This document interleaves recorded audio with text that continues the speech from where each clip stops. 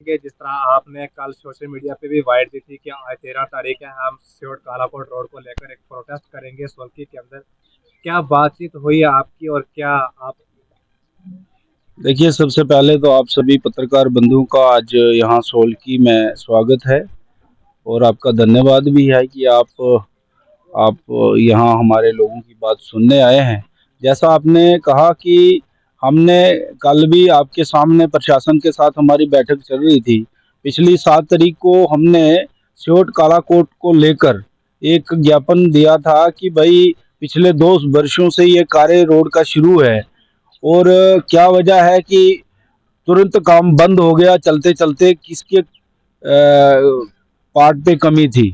तो उस समय हमारी कल भी बैठक जब हुई थी तो उसमें कोई निष्कर्ष पर हम लोग नहीं पहुंच पाए। तो एट लास्ट हमने वहां भी फाइनल किया था कि हम लोग आज सुबह 9 बजे इंडेफिनेट स्ट्राइक पर जाएंगे ही जाएंगे। तो सभी लोग यहाँ पर इकट्ठे थे। तो 9 बजे से ही पहले हमें एक ऑर्डर आ जाता है जो सियोट कालाकोट क्लियरेंस का।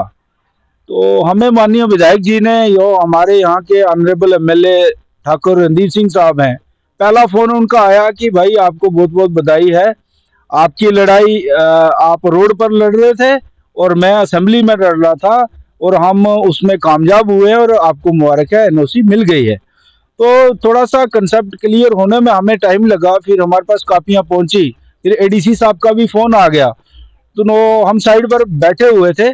थोड़ा सा डाउटफुल ये लग रहा था कि भाई ठीक है, फर्स्ट की क्लियरेंस अगर आ गई है तो कहीं एग्जीक्यूशन में फिर से कमी ना आए कि फर्स्ट की तरफ से ये ना कहा जाए कि भाई नहीं, आप काम एग्जीक्यूट नहीं कर सकते, अभी तक क्लियरेंस हुई है, गिव एंड टेक का मेथड अडॉप्ट होगा। तो फिर वो सारा चैप्टर तहसीलदार, एडब्ल्यू और कंसर्न डिपार्टमेंट जो थे उनके सामने क्लियर हुआ, लोगों को उन्होंने बताया और उसके बाद हमने उनका धन्यवाद भी किया। और आपके माध्यम से एक बार फिर हम अपने स्थानीय विधायक माननीय ठाकुर रणधीर सिंह साहब, कालाकोट का एडमिनिस्ट्रेशन और तमाम जितने ऑनलाइन डिपार्टमेंट थे, इन सब का अपने लोगों की तरफ से, व्यापार मंडल की तरफ से धन्यवादी हैं कि आपने एक बहुत बड़ा बर्निंग इशू जो है वो लोगों को राहत दी है। तो इस उम्मीद के साथ कि भाई अब इसमें कोई भी कमी ना आए, हमने प्रशासन को यह भी कहा है कि अब अगर इसके बीच में कोई रोड़ा अटकाने की कोशिश करेगा तो हम फिर से बैठेंगे। तो ये हमारी सारी बातें स्पष्ट हुई हैं। तो आपके माध्यम से जितने लोग हमारे जो घरों में भी बैठे थे, कुछ लोग आने के लिए तैयार थे, आज डेथें भी हुई थी, बच्चों के एग्जाम भी थे, हमें सब चीजें मद्देनजर रखते हुए लोगों ने फिर भी तावन दिया है। हम सभी अपने सारे लोगों का धन्यवाद करते हैं, व्यापार मंडल कालाकोट का भी, व्यापार मंडल सोलकी का भी, और एडजाइनिंग सरपंचिस हमारे जितने भी यहाँ पर आए थे, सबका धन्यवाद है। और खासकर मीडिया का, जो आपने बहुत बड़ा रोल प्ले किया है। ये जो बहुत बड़ी डिमांड आपने लोगों की आवाज बनकर गवर्नमेंट तक प्रोजेक्शन की है, उसका असर है।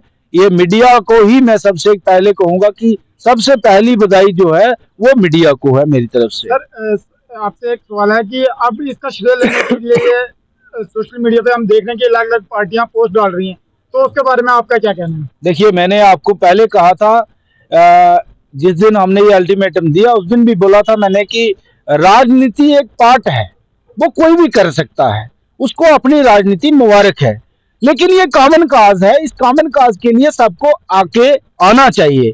अब देखिए, कोई अपने तौर पर अपनी गुड्डी चमकाने के चक्कर में राजनीतिक रोटियां सेक रहा है तो उसको मुबारक है। अब मीडिया को भी दिख रहा है, जनता को भी दिख रहा है कि कौन कितना जनता को लेकर कितना तत्पर है, वो अपनी ड्यूटी कैसे निभा रहा है।